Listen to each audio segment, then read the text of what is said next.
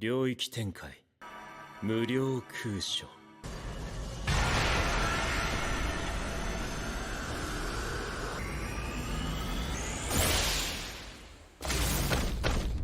Hello everyone and welcome back for another week of news. My name is Evan and this is the Fuse News episode 248.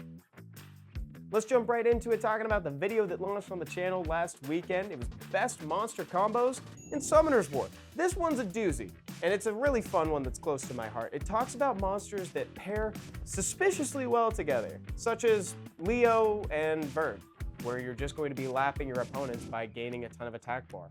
Or, staying in the theme of Leo, adding a Vivachel to that situation can make it so that you're within the Torrent range right away. You can get a clutch little ignore defense takedown right out the gate. There are tons of duos just like that listed in the video, so I highly recommend you give it a watch. If you haven't seen it yet, I'm going to have it linked at the end, just in case you want to check it out. Winter Special Ice Crystal Event. Winter Special Ice Crystal Event. Winter Special Ice Crystal Event. Trying to figure out where the emphasis is supposed to be on this one. The latest event to join the events page is one of my favorite archetypes when it comes to in-game events within Summoner's War. This is the type of thing that rewards you for playing the game as you normally would. That means that you're going to be getting points by spending energy and entering into Kairos. And in doing so, you'll walk away with a grip of Mystical Scrolls as well as a Devilmon towards the end. Now this is a great way to load up on Mystical Scrolls if you've been running short, especially considering that huge confidential Summoners War news. Don't put that in. Let me just say the most romantic sentence that I've heard in a while. AoE defense break with increased cooldown time. Now that's a rare combo. And it's also a main staple of the unit that's in the Hall of Heroes for this month.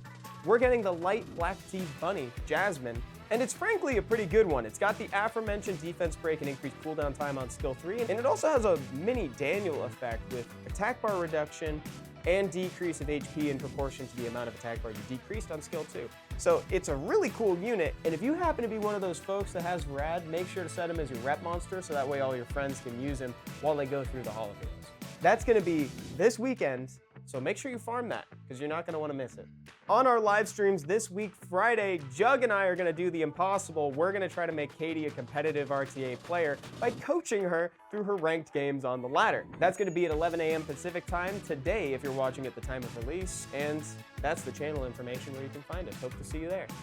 Ba-da-da-da-da. It's the not-so-weekly meme report. Just kidding. I said last week there wouldn't be one because it's not so weekly. I can't do it this week. I just did it last week. So instead, I'm going to talk about the video of the week, and this one is featuring Bagel, who's talking about why casual players should use Heigang.